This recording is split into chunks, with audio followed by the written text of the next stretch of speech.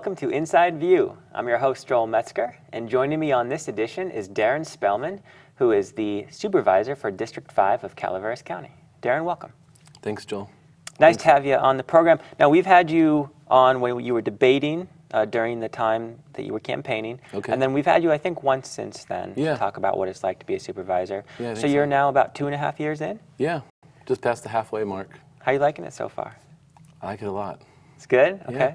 Is it everything you expected it to be? I don't think anybody knows what to expect when they go into a new job, let alone something like being a politician. It's a little bit different. Did you expect to be dealing with documents such as what we have here on the table next to you? No, I did not. This is a pretty fat document. I don't know how much this thing weighs, but it could probably develop some muscles by carrying that around for a while. And this is the recommended budget for this next fiscal year? Correct, the 13-14 budget. We're going to delve into this fascinating document, which only you probably truly understand the intricacies of. But until then, just in case some of our viewers haven't been introduced to you, I was hoping you could walk us through where you grew up and a bit of your life story. Sure. I grew up in Manteca, which was, when I was a kid, was a small farming community. It's not such anymore. It's more of a commuting type of bedroom community. Well, it still has some of its small town charm, but some of that's been overshadowed by a lot of heavy development and kind of suburbanized. And so you grew up there, and did you stay there? Did your family move around? Nope, we stayed there. Yeah, I graduated K through 8 there, high school there, lived there with my parents until I got married in 1993. We'll be celebrating our 20th wedding anniversary this year. Congratulations. Yeah. Did you spend any time up in Calaveras throughout your childhood? I did sometimes, with scouting in particular. I was in the Boy Scouts, so, we spent some time at Calaveras Big Trees, did some water skiing at Lake Hogan, things like that, yeah. Cool. And after you got through high school, did you go to college? Went to college, yep. Graduated from California State University Stanislaus in Turlock, Stanislaus County. What did you study there? I studied history and social science and also geography. All right. Yeah. What did that lead to in terms of your first career? Well, most people that have a degree in history or political science go into 3 disciplines. Usually either they teach history or they use the bachelor's degree in history and poli-sci to go into a law career, to be an attorney, go into law school. Or it's the third option is usually political. Most people in the political arena have a degree in history or political science at the upper level. Something like our Congressman McClintock also has a degree in history and political science. What did you choose of those careers to do? I chose to teach because I met my lovely wife in college. We were college sweethearts, and we got married, and she wanted to be an English teacher, and that's what she does today. My wife's an English teacher and a librarian at the high school level. So I thought, oh, perfect. I'll be a history teacher. She's an English teacher.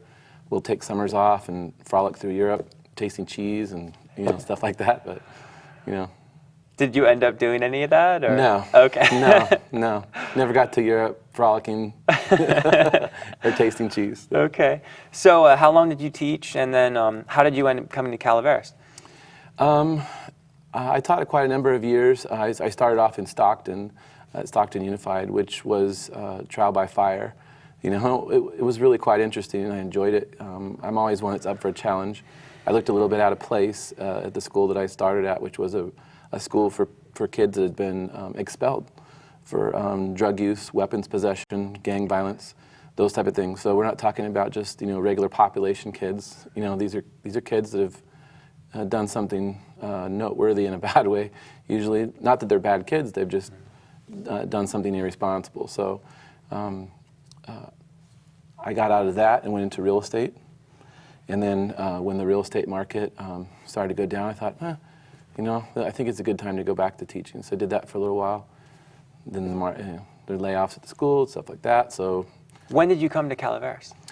We came to Calaveras in 2003. My son, Everett, was born in March of 2003, and we came to Calaveras County shortly thereafter. My wife's parents already resided here, and we came up here on weekends and things like that, and we just fell in love with you know, they got a big deck on the back of their house, and they're kind of on a ridge where you can see out to the valley, and no street lights, no sidewalks. At night, all you hear is crickets and frogs and things like that. And I just never really knew that any place like that existed at the price that was affordable to a lot of people. I mean, you just don't see that down in the valley. So you moved to the Rancho area when you first came up? Correct. Yeah, Rancho Calaveras. We rented a house for a little bit in La Cantena while our house was being built. We had a house built, so that took a little while, but yeah. What do you like about the county? What's not to like? Really? Well, you said you like the peace and quiet and no street lights, so Yeah. what keeps you busy in your hobbies?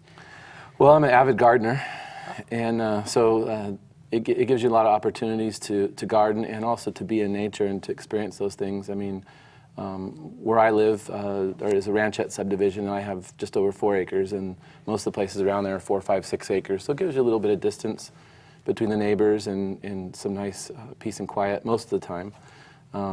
Not all the time, but most of the time. I enjoy that a lot of big, large native oaks on the property, which I'm really into. When you came to the time in your life when it would be possible to run for a political office, was that something that you came up with, or did you have friends say, hey, I think you'd be good at this, would you give this a shot? Actually, my neighbor, Mario Lopez, if you're out there, Mario, I'm giving you the credit, approached me in 2008, I believe it was, and told me that he and a number of people thought there needed to be a change in supervisor and wanted to know if I'd run for it. At the time, I was still a teacher at Calaveras High School. I met Steve Walensky, who was then a supervisor, and he came to the high school to help out with the greenhouse, planting of the seeds and things like that. He was helping out with that. And I asked him when he was there, I said, hey, you're a supervisor. You know, one of my neighbors, you know, said he thought that I should run for supervisor, but that doesn't seem like something that somebody could do in conjunction with being a school teacher. It just doesn't strike me as something that could be done parallel at the same time. There's too much time involved, I would think.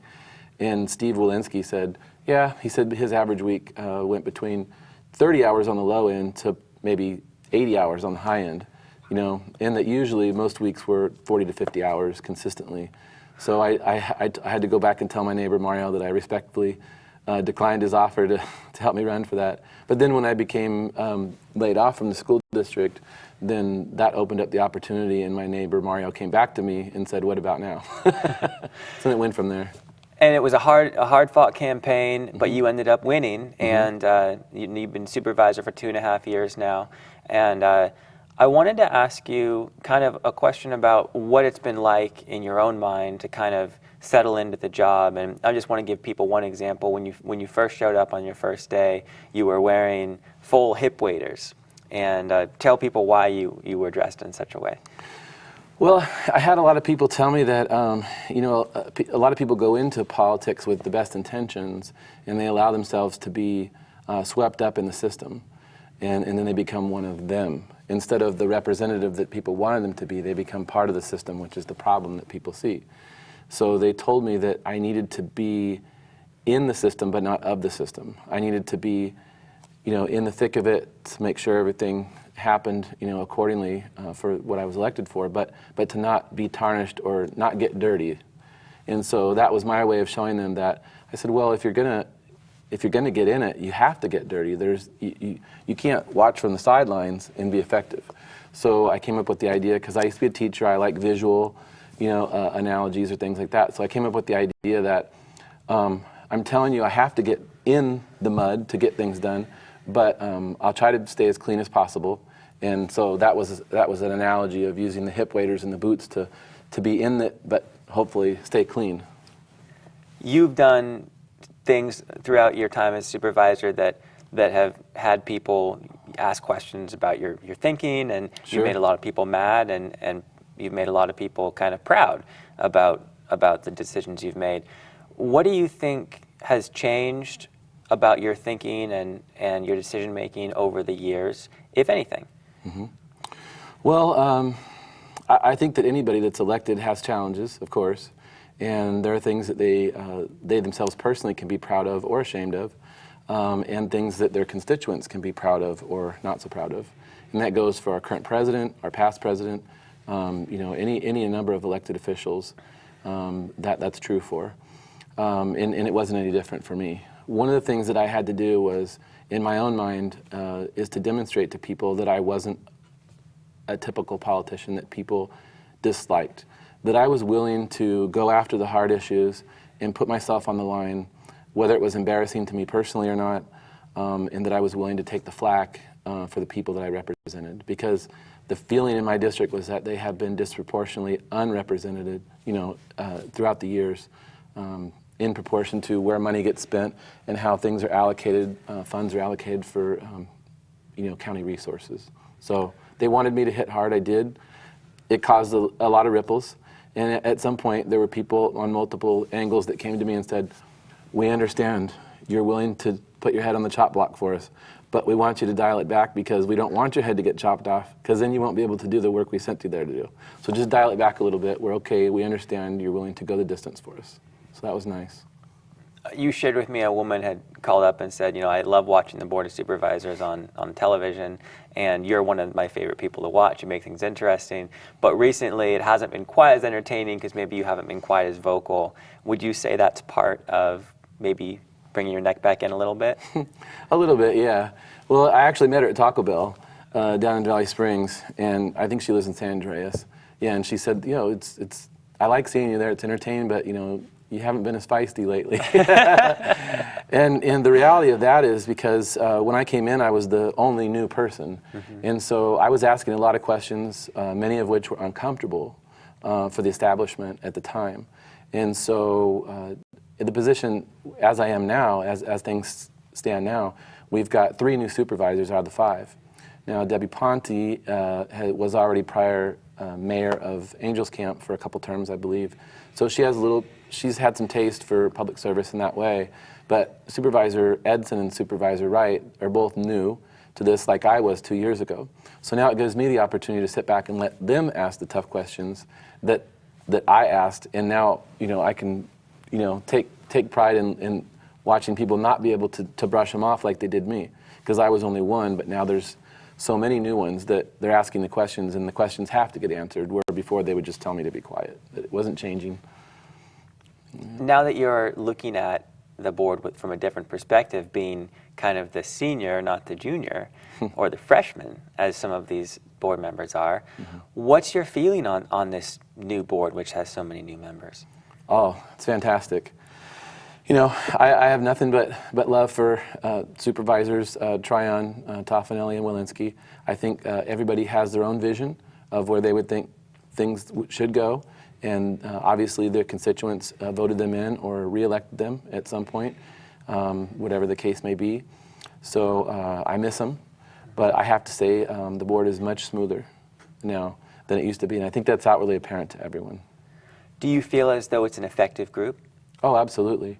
Absolutely. I mean, we've been able to get through things and work through things that used to take forever and look like a Jerry Springer show. And now it's just like, fairly smooth, where there's very, very little dissension, just a good camaraderie working together. And we're really pushing forward with some great objectives and goals. Sometimes with inexperience comes vulnerability. Do you have any concerns in that area? For myself or the new board members? Well, for the county and the decisions that come out of the board. Oh, well, I suppose, but I mean, you have people that have been on staff for a long time, and just like anything else in the political organizations, I mean, this binder here didn't get written by myself and the 3 new supervisors. This binder was written by people who are professionals in their own areas of expertise, mm-hmm. and they direct the board on policies and procedures that are best for the county to take.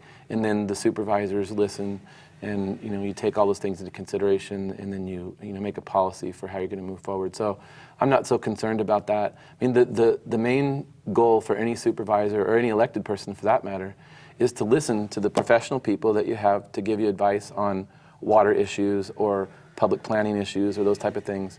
And then you as a board, you're the executive level administrator, where you determine the policies and procedures that go forward based on what your constituents want. So if you're listening to what your constituents want and you relay those things and implement them, then it should be fine. You just made reference to this giant binder here. Yeah. Tell me, what is going on with the budget right now? Well, The budget right now, we're gonna readdress it next week, starting on Tuesday, and it may or may not go all the way through Friday. We'll see. Historically, we've started on Tuesday and ended either late Thursday or early Friday, depending on when we needed to wrap up. But in our preliminary budget, they were saying they were projecting about a $2 million shortfall in our budget, which had some people concerned. The CAO and the CAO's office asked the departments to prepare for possible across the board 5%, decrease in their budgets, which caused some concern for some people. But I really don't think that that's going to be an issue. I think that going forward, we're going to have the funds that we need this year and into the future. I think they're being very conservative in their projected numbers at the preliminary budgets, and I know for a fact that we're going to come out a lot better than that when the numbers are released next week. Where did the $2 million shortfall come from? Well, I mean, part of it is just nobody has a crystal ball, but you have to look at the quarters that we came out of and then kind of project forward based on those, and as well as new trends that are developing. Things like housing values. Our county gets our three major funding sources are tourism, agriculture, and property taxes. Those are our three main sources of revenue. So when you have a big decline in property values, which we've seen in the last 5 to 6 years, we lost like $5 million in our budget. So that's a huge hole to have to cover. At preliminary budgets, the assessor projected that we would see possibly a 4% decline in property values. But some good news just came out last week. There's something called the Case-Shiller Index, which is a professional index it takes in the whole United States, but then it also breaks down into large metro areas and then smaller micro metro areas. And the projection for the closest ones to us for right now, the real numbers, and this is not, the Realtors Association manipulating things or any other organization. This is the Case-Shiller is like FICO score. It's like an organization that's non-biased. They just report. And in the Sacramento metro area, which is closest to us in terms of large market, they are sitting on a 15 to 20% increase in their values.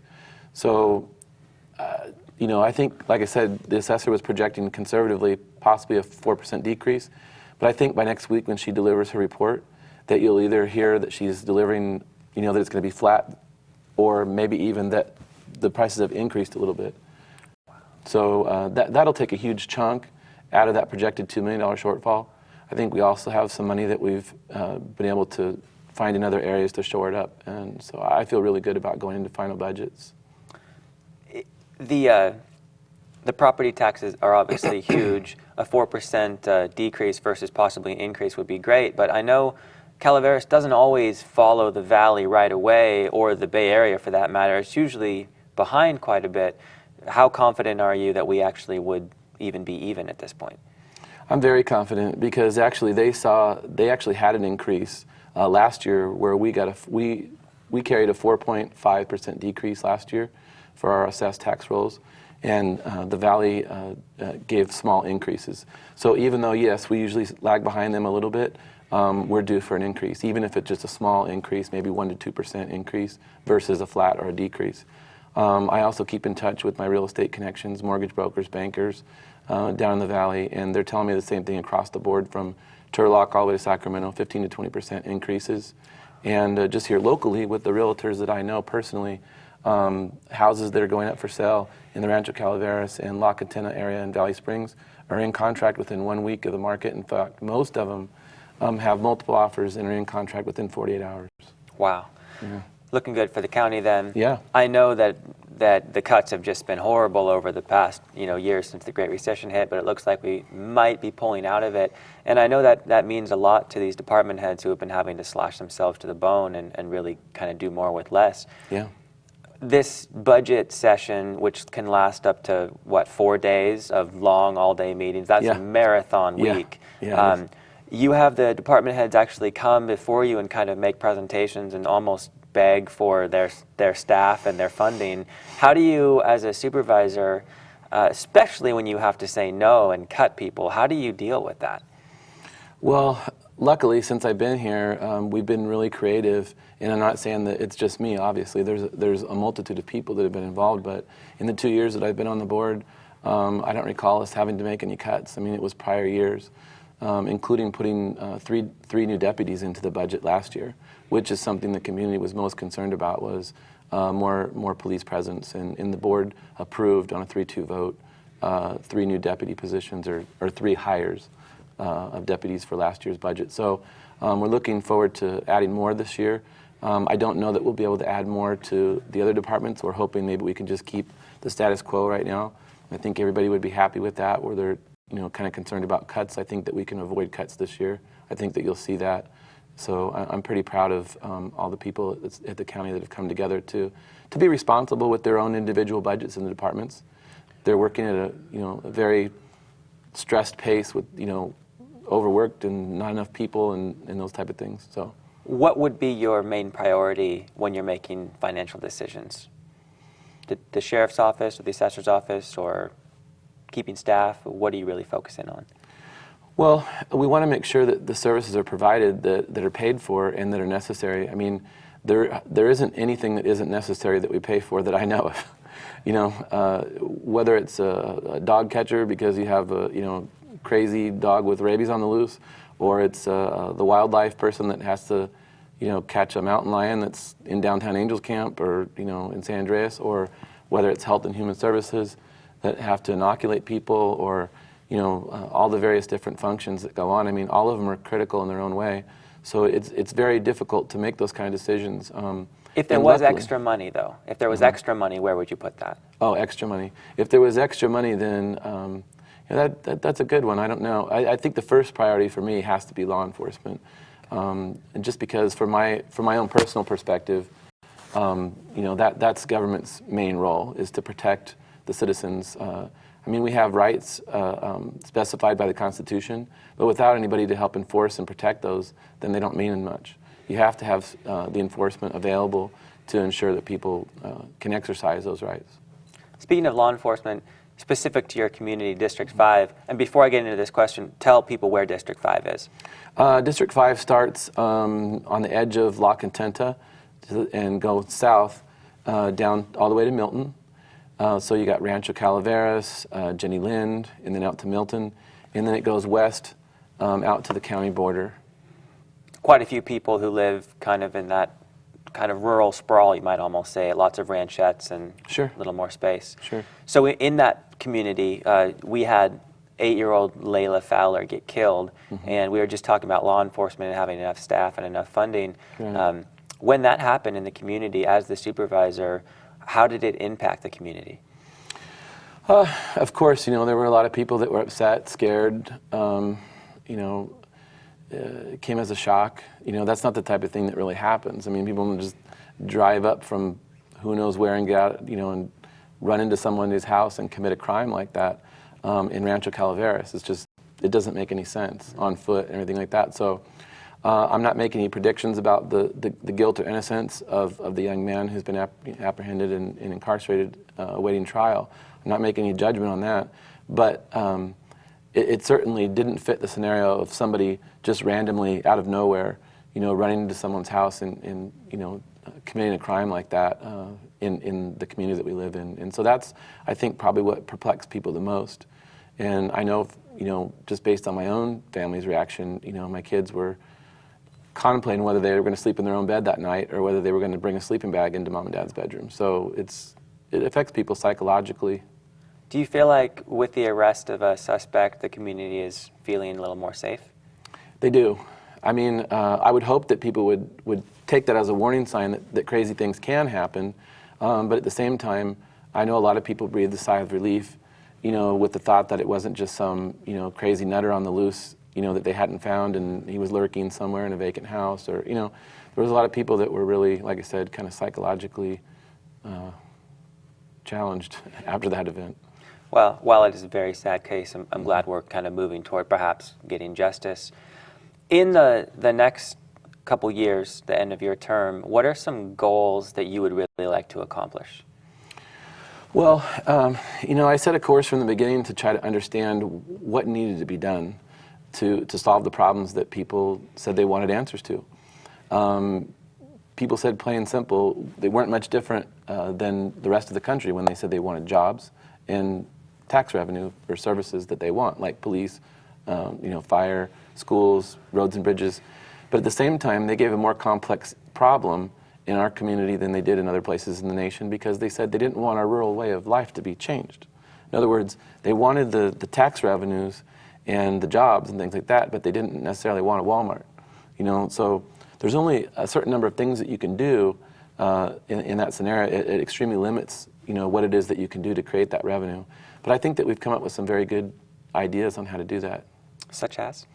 Such as, recently there's been talk of a meat processing plant down between Valley Springs and Paloma.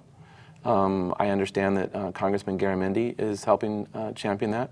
That would be a USDA certified meat processing plant where we'd be able to take in, beef cattle is exporting from this county is one of our biggest agricultural products, and we have to send those things on huge semis, to a livestock auction, and then from there on to a feedlot and all this kind of stuff, because we don't have any USDA certified place to deal with that.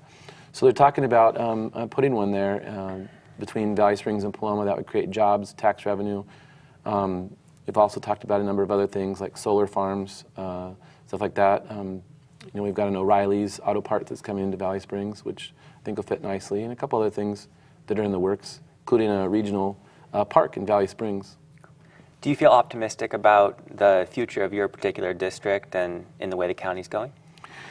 Well, my district is mostly all residential, so we couldn't have much potential on the tax revenue side if we wanted to. But as a supervisor, listening to my constituents and helping support those initiatives that come forward that would help in that way, I feel very optimistic. CCWD owns property in Valley Springs that's in a flood zone. They can't really use it for much. There's been talk in the past, and it's still out there, there's some people that are paying FEMA flood insurance that live close to or adjacent to Cosgrove Creek that's flooded in the past. We're talking about creating a flood mitigation basin there in between Gold Creek and Marval out there. Down in the valley, they have these where they're soccer fields, baseball fields, things like that, that 99% of the time they're used as a park.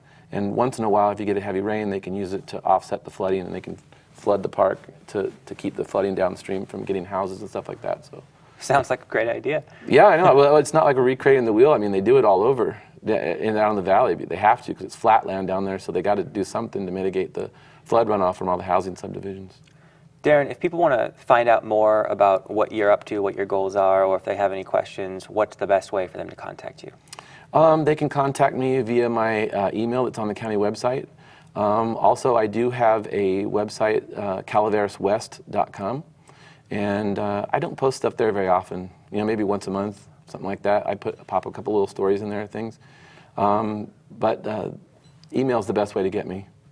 All right. Well, I appreciate you joining me on the show. Okay. Thanks, Joel. Thank you. And thank you for joining me on this edition of Inside View. I'm your host, Joel Metzger, and I hope you join me here next time.